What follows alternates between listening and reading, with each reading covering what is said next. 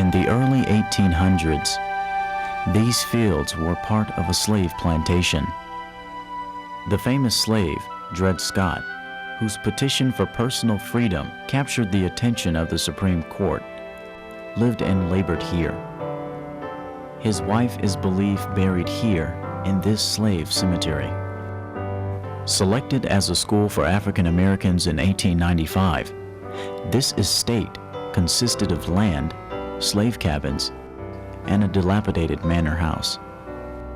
From this humble beginning, God has used the consecrated ministry of Oakwood College to educate, train, and inspire young men and women for more than 100 years.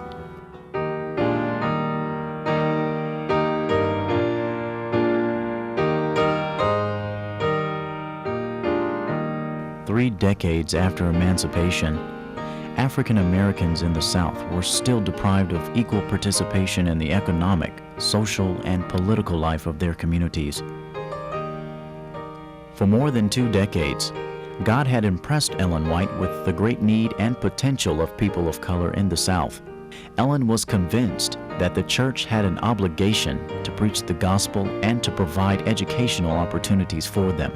There are many, many places in the South in which no earnest Christian effort has been made for the colored people. These unentered fields in their unsightly barrenness stand before heaven against the unfaithfulness of those who have had great light. In 1893, Ellen White supported her son Edson in building the Morning Star steamer that sailed 1,500 miles down the Mississippi River to Vicksburg, Mississippi.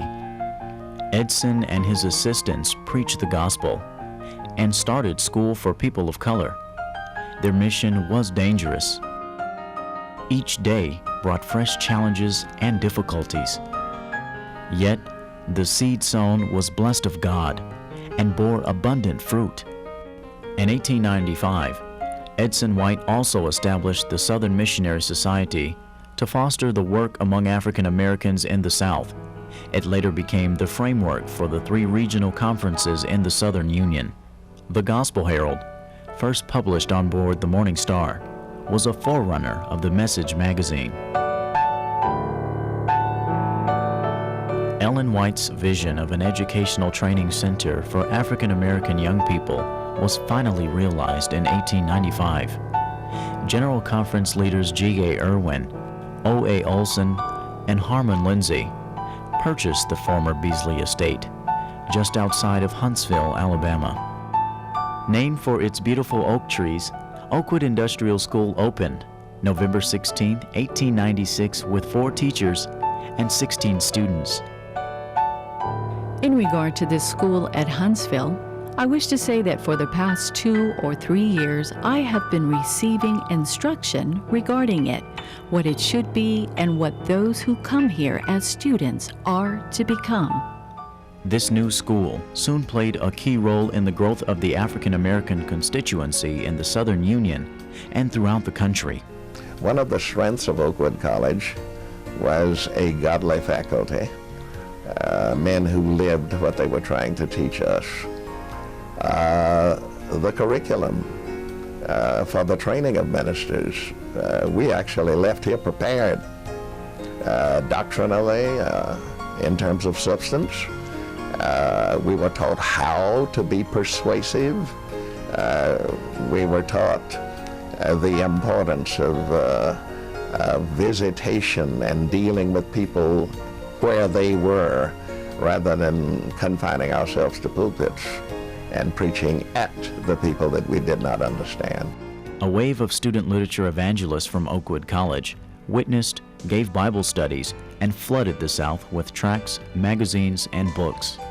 Many became ministers, Bible workers, and church school teachers.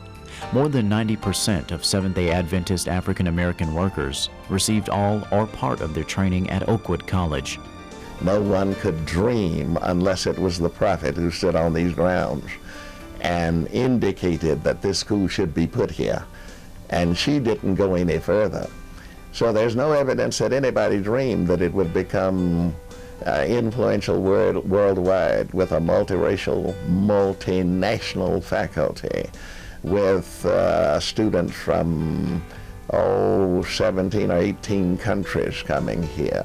The city fathers are amazed at what has happened on this campus, and Oakwood has a very positive influence out there.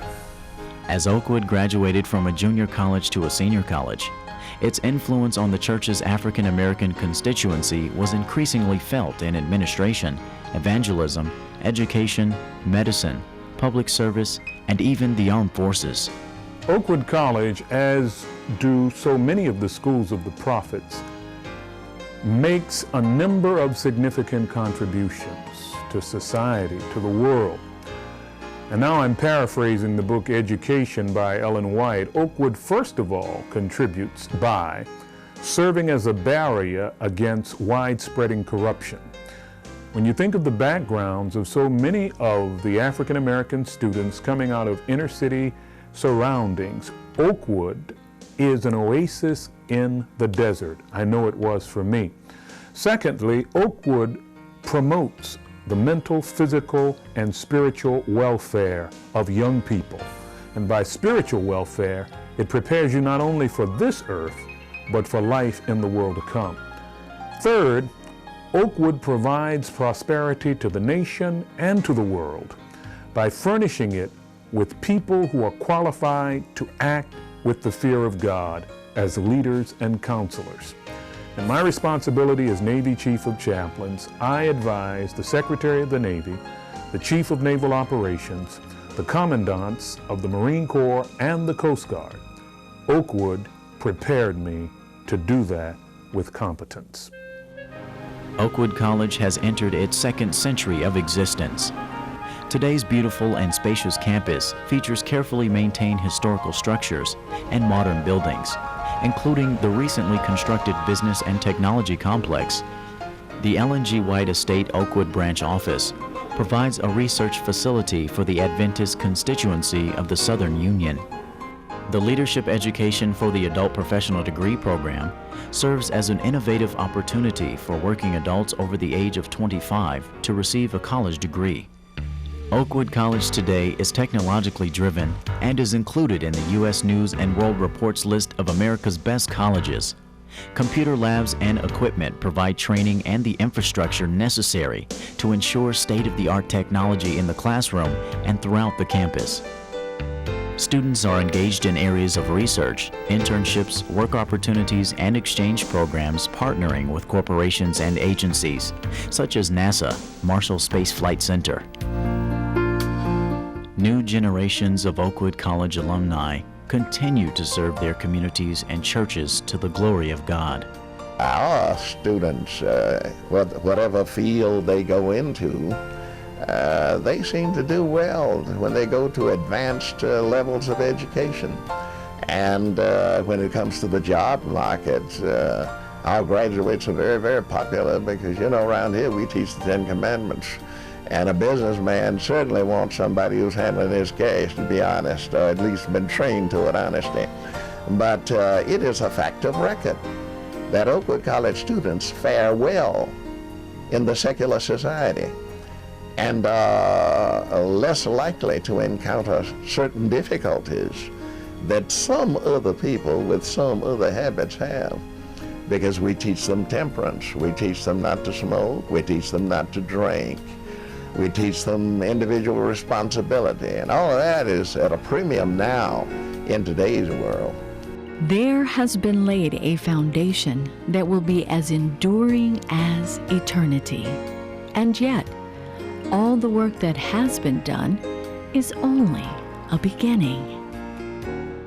Through its ongoing pursuit of the vision of its founders, Oakwood College remains a brilliant gem of service in the institutional mosaic of the Seventh-day Adventist Church. The Morning Star steamer has long vanished. However, the bell that announced its arrival in the Mississippi River many years ago is preserved to this day on the campus of Oakwood College. This bell symbolizes the mission of this great institution: education, excellence, eternity. Oakwood College is a testament to the dedication of black and white pioneers throughout the world and of the explosive transforming power of the gospel of Jesus Christ.